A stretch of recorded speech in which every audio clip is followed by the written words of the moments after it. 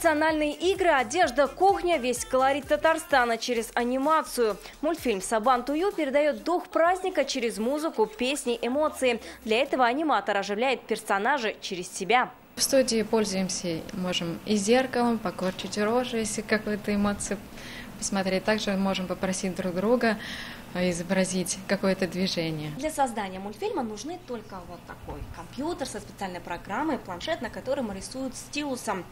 Кажется, рисовать так легко, но смотреть нужно нам на экран, а рисовать на планшете. И вот элементарно, чтобы нарисовать круг, нужно приложить немало усилий, у меня не получилось. Работа нелегкая, на одну серию в 45 секунд нужно как минимум 2 недели, а роликов всего 28, каждый на татарском и русском языках. В каждой серии у нас есть какой-то приглашенный иностранный гость, тем самым мы показываем, что Сабан Туй – гостеприимный праздник. Теперь об этом знают во всем мире. Сериал показали на международном анимационном кинорынке во Франции. Тюркоязычные страны уже ведут переговоры. На сегодняшний день ролик «Сабан Туй» показывается на всех телеканалах республики, во всех районах.